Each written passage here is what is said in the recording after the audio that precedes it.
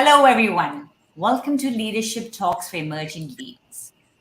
Leadership Talks is a podcast hosted by Leadership Card, a leadership coaching training organization.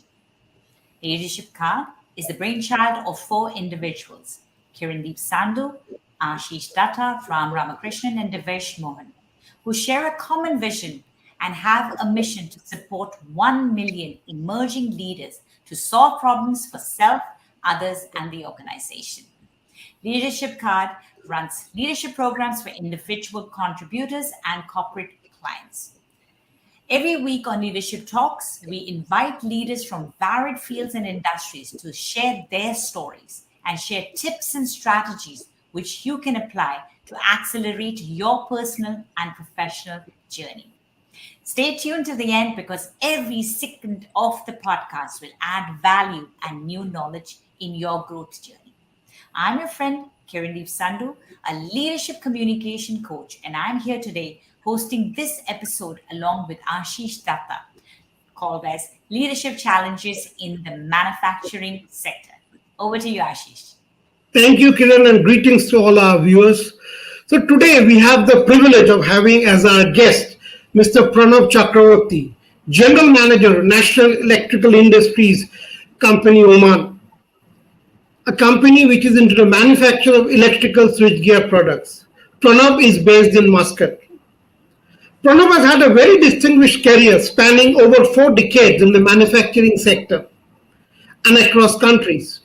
A first-class mechanical graduate from the University of Jabalpur and MBA from the University of Strathclyde, Glasgow, Pronob started his career with Tata Motors and has served various companies ever since.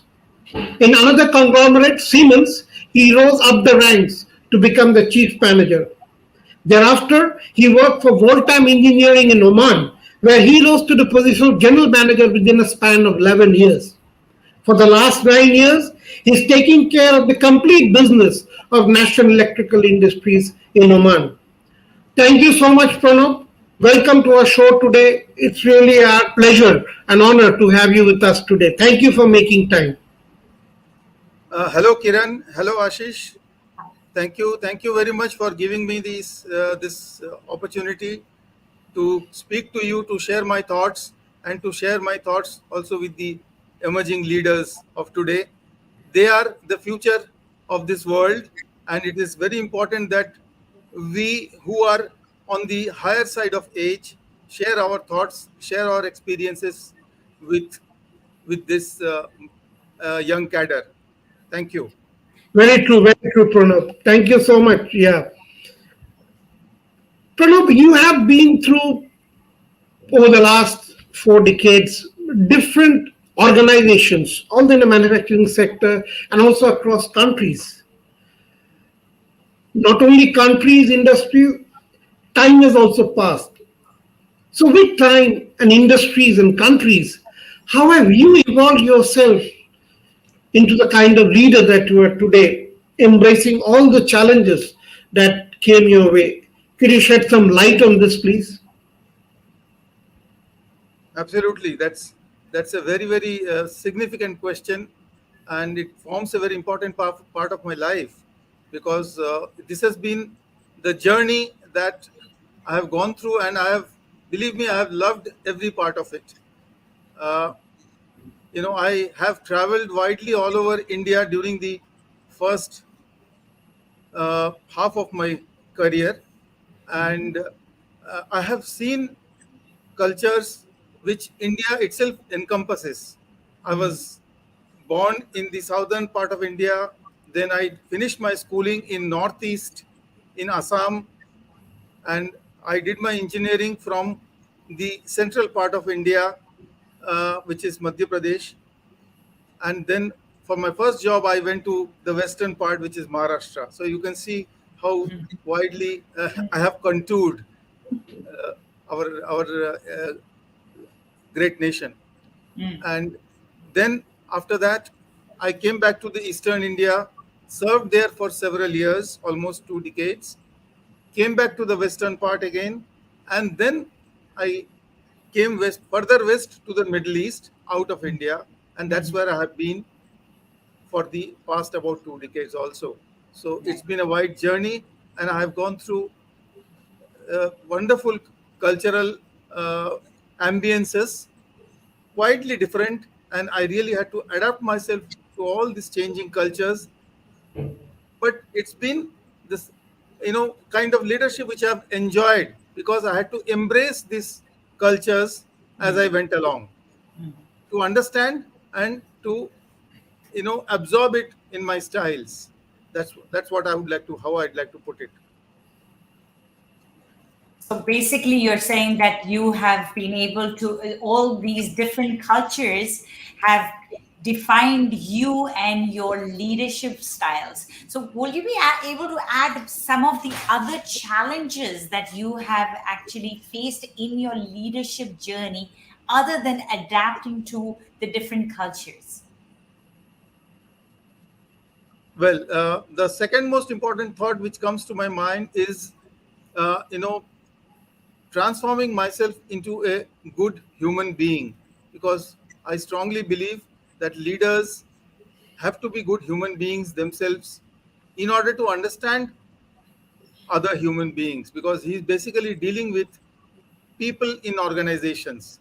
So he has to, in and out, day in and day out, he has to deal with human beings. So he himself has to be a good human being, to have a in-depth knowledge of what others are doing and how they are behaving in a given situation. So this was my second challenge, which I believe I have understood, and I have been able to transform myself. I'm still in the process of learning, and I still believe that I have a way to go in further transforming myself to a better human being. The next challenge I feel would be to upgrade myself uh, to the changing technologies, because the industry in which I have been now for quite some time, starting from India, the technology has emerged.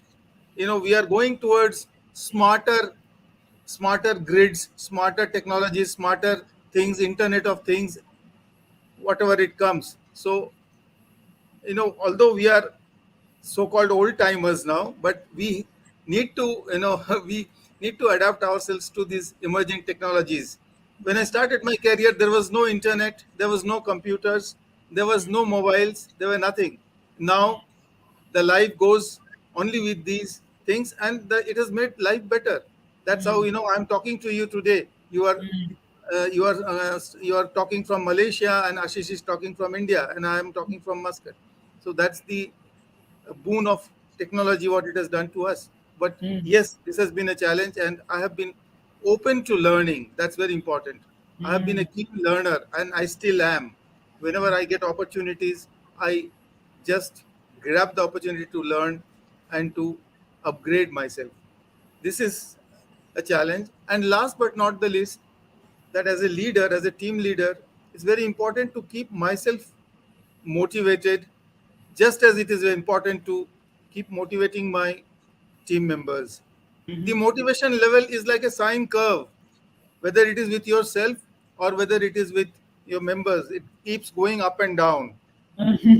So it's very important to hold it up, to do things which will continue to give you results, the best results from your team. It's never easy, but it needs to be done. So that has been a challenge. Thank you so much, Pronab, for sharing with us all these different challenges. You actually stated four different challenges. One is adapting to different cultures, trying to transform yourself as a better leader. You've also talked about the technological challenges, and lastly, motivating your teams. I want to build up on this question when you brought in that, the older you are emphasizing on yourself as someone who has been in the industry for close to over 3 4 decades.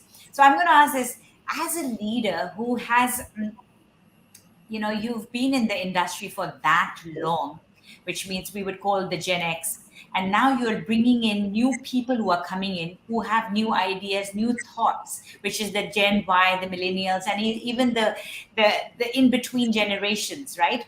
Younger people, the thought processes are different, right? So now, when as a leader who has certain ideologies and the way that you deal with them, Can you share some of the challenges that you have faced with the younger generation of people who have come and worked with you, and how you have tried to overcome them so that you can have a more resilient team in spite of the generational gaps?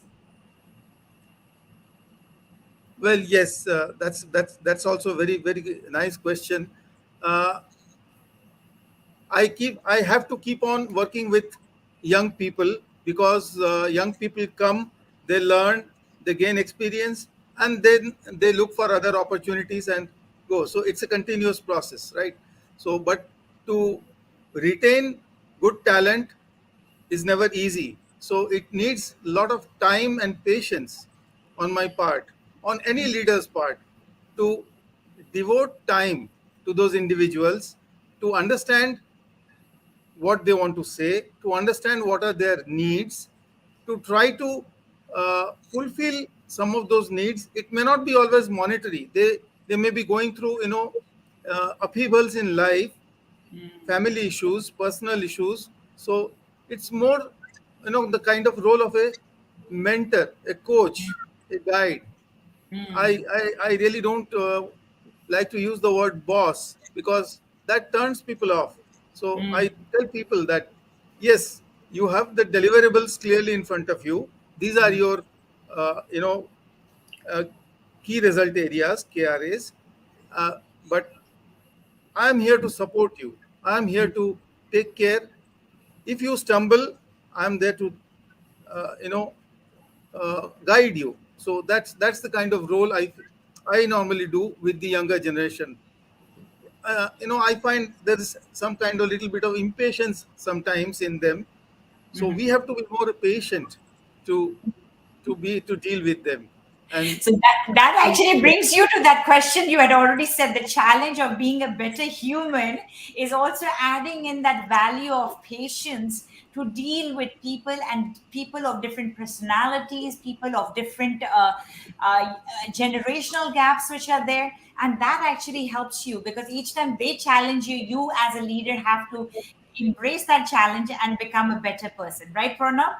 absolutely. And believe me, my journey through these different cultures which I've gone through has helped me immensely. It's like you're putting a metal to heat treatment. So when the metal, you put it in a heat treatment, when it comes out it gets hardened. So that's the kind of process. Because I'm an engineer, I'm talking a bit of engineering language. So it's like kind of heat treatment that which a leader goes through, then only he can be a true leader. uh, I can share a few stories with you if time permits, how I have faced it all. I But would I will love go to along hear a with you. story, because people love hearing to a story, and especially from the manufacturing industry. What would be one of the stories that you would like to share with our viewers? They would love to hear that. Well, I'll make it very brief. When I joined my first job in Tata Motors, it was in Maharashtra, and there the culture was, you call people by directly by their names, and nobody minds. You understand? So that was, so I got used to that. So I worked there for about 3 years, and then when I moved to the eastern part of India, the culture is completely different, and those were the days of very aggressive trade unionism.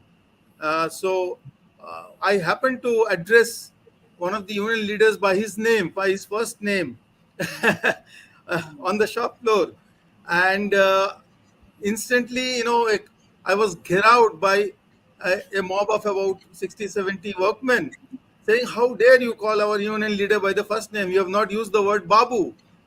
I Ah, said, "How? What difference does it make? I am respecting him." He says, "No, we all. He's our leader. You have to call him Babu." I said, "Fine. I understand. I learned." So, as a young engineer, I was out, and of course, then things became normal.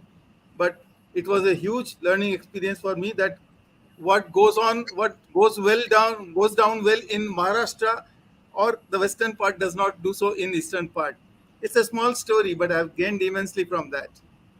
Very well put, that how important understanding different cultures is, even whether you come in as a young emerging leader or as a leader who's leading the organization. Every culture is different, and in order to make sure that the team moves together with the culture, I think Ashish, would you like to add on a little bit about how important the role of orientation becomes when we are as a leader, how we can bring in that point?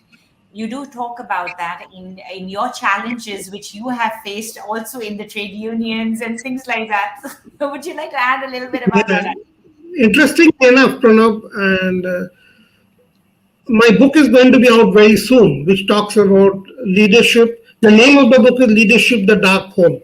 Right. And I focus on the Congratulations. point of the different challenges because challenges are inevitable. Different cultures to talk about, a different kind of mindsets to people that they come in. And only when we can overcome or navigate all what I call a dark hole of uncertainties, challenges, can we really grow forward in life. So I think what you said is similar. We have to learn to navigate those challenges.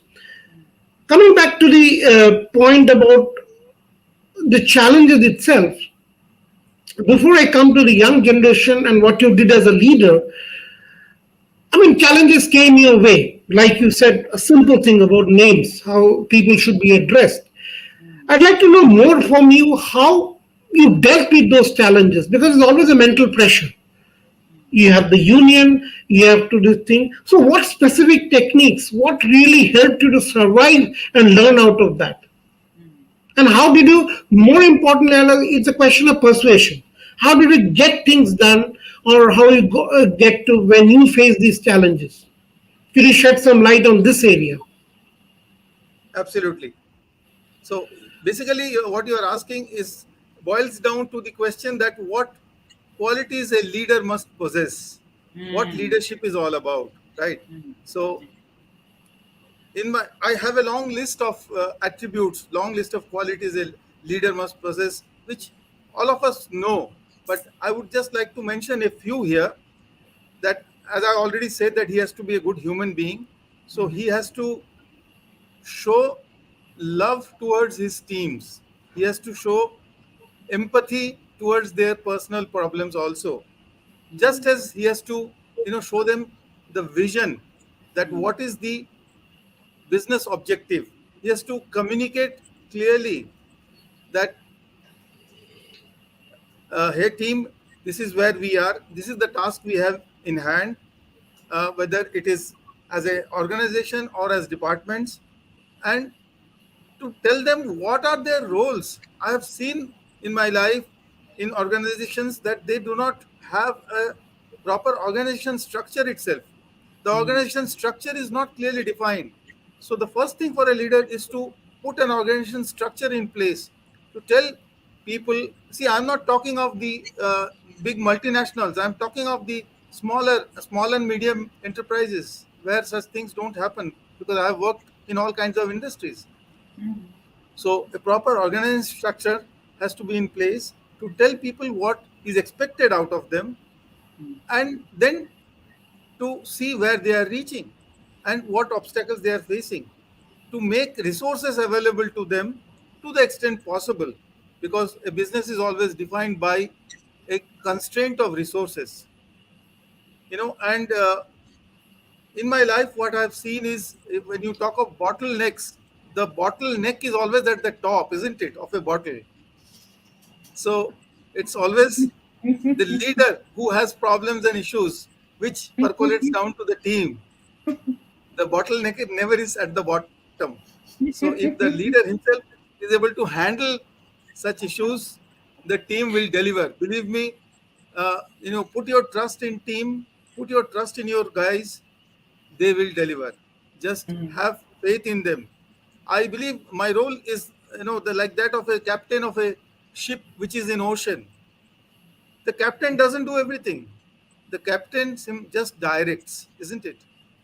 And he owns up his complete team because they are in a ship, they are in the middle of the sea.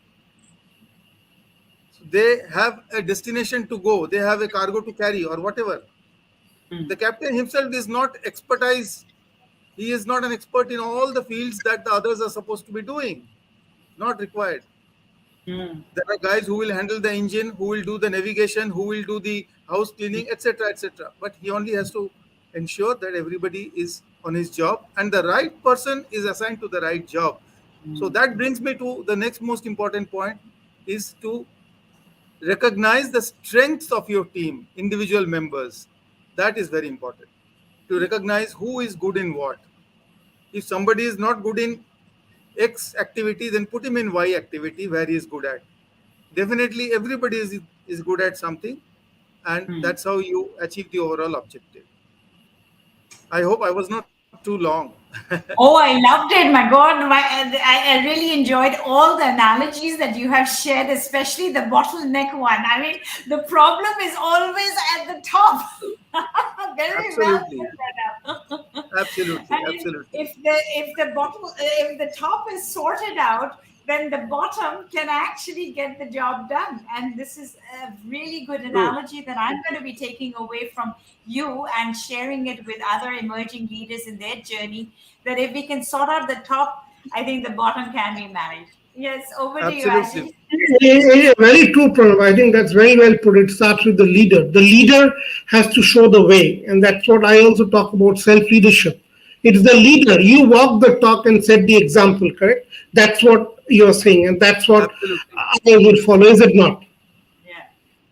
So Absolutely. that's a very specific question I had, Pranab, about all this, because we are talking about challenges, which is about one of the things that I have faced myself in my career, and that also later I seen today, is the ability to persuade, get people to come over to your side, or properly to persuade or get things done. How has been your experience, and how you deal with this in terms of persuasion? Because that is a very key skill, is it not?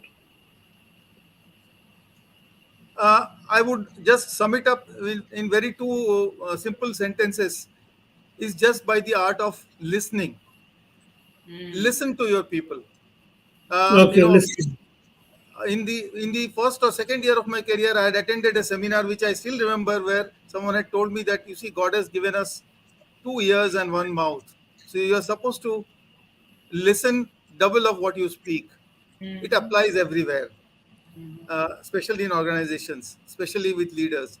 So when leaders listen to their employees, you don't need to really persuade.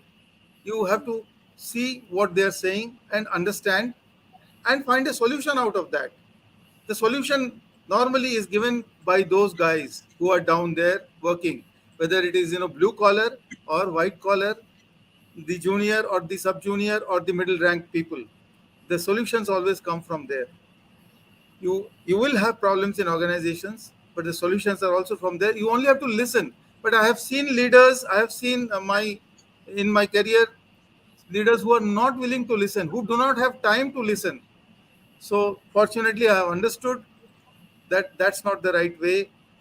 You have to have time to listen to your teams and to understand what they are saying, and then communicate to the extent possible that yes, Right. what you have said, just to ask the question, what is your opinion, what do you think about it? This is the question you have to ask your people. Any subject, just ask, what do you think about it? And you see, you get the right answers. So this is how I have really uh, handled the task of persuasion. The guys then know that yes, what I'm going to do, this my leader is going to accept or stand by. Even if I make a mistake, he's going to own it up. That's the way. That's the only way forward. Very well. Very well put, Pranab. I think the key point is why your second point is about being that human being who understands people, listens to them, and gives them the space and respect to be heard. Correct? I think that's the key to anything that we do as a leader. Very true indeed. If I may add one more point, Ashish, with Yeah. your permission, uh, I feel that positive stroke plays a very important life Hmm. in your leadership journey. Positive stroke is just simple words like saying a thank you, saying well done, saying Right. that Mm. you can, let's do this better next time. just patting a guy on the back. These are small things. Even in emails, you can write "well done." It doesn't cost money, but it gives you a lot of loyalty. It gives you a lot of a good-heartedness. So this is something again which I would like to share. These are small things in life, but they do matter. They do matter. Yeah, Absolutely. I think appreciation, such a small thing, but even a thank you, so well put. I think it really creates such a positive impact and positive strokes. Very well put, Pranav. So, It gives them the recognition that they're looking for. indeed, Many indeed. many times we make a mistake that people look for money. No, they don't look for money. They look for recognition in what they have done, the contribution that they are giving, just to Mm, recognize. I Indeed. know. That's the Yeah, basic human need. I feel it's a basic human need, recognition. yeah, so well put. Thank you. Thank you, Pranav. You've given a lot of points to the challenges and how what a leader should ideally do. So we are coming almost to the end of our program. The last question I have for you is that we talked of leaders and the challenges. What would be those key advices that you'd like to give the emerging leaders of today? I would like to, kind of repeat the challenges which I myself have gone through, because I am sure the challenges are not going to change. So my advice would be that they should be open and willing to adapt to changing cultures, because they would have to work in different areas, in different countries, in different states of the same country. So they have to be open. They cannot close themselves. A closed guy, a closed window, the light will not come in, right? So you have to open your True. windows. If you have a glass, you have to throw away the water that is within, then only the fresh water can come in. So that is advice number one. Advice number two is technologies have changed over the past 20, 30, 40 years, and they will continue to change at a higher speed. So people will need to continue to adapt themselves to emerging technologies. They have to evolve themselves, and they have to update to the current technologies, so that they are not out of date. So they have to uh, they have to do that. And third, which is of course that they have to be good human beings. They have to value human beings, show empathy, be kind, trust people, believe in people, and they will get the jobs done. They will get the returns. These would be my True. my Very true. advice, yeah, to the younger Very generation. true. Yeah, very true. Yeah, yeah. Thank you so much, Pranav. I had an insightful conversation. You have used such brilliant analogies that I'm going to be using. I mean, there's so many. I've written them down actually, but for me, today's takeaway, I'm going to say three of them. Number one, that as a leader, you go through the heat treatment and you're constantly molding yourself to evolve as a better leader. So that's the first one. Number two, as you said, is that open the window. And when you talk about open the window, is so that the light can come in. It could mean be open to communication, be open to feedback, open to listen, because the more open you are allowing people in to add value to your life and bringing more to the table. And number three would be recognize the efforts of the team, because that positive stroke can not only impact you, but also bring your team to the next level, because you are the captain of the ship and you can keep your ship steering in that rocky sea as long as you have the team together. So those were my takeaways for today. Ashish, do you want to add one before we wrap the session? I think the point was about being a good human being. That really stood out for me. And the second one, the bottleneck is at the top like a bottle. I think it was a Absolutely. great analogy. I think these were the really two standout points for me from the discussion today. I would Thank you. say, yeah. I would like to say with that, thank you to Pronab for joining us today, and thank you to our viewers for listening to us today. Our Thank Leadership you, Talks thank will you. be back next week with another leader to share their journey. For more information, join the Leadership Card Facebook page and tune into Leadership Talks for Emerging Leaders on Spotify and Apple Podcasts. And if you want to know more about us and our upcoming programs, the link is in the description, or check out our website www.leadershipcard.com so that we can be part of your leadership journey so that you have an edge in the industry. Till next time, this is your host Kirandeep Sandhu, Ashish Datta, and Pronab Chakraborty signing off. Thank you. Thank Thank you, you. Kiran. Thank you, Ashish. It's been wonderful. I've enjoyed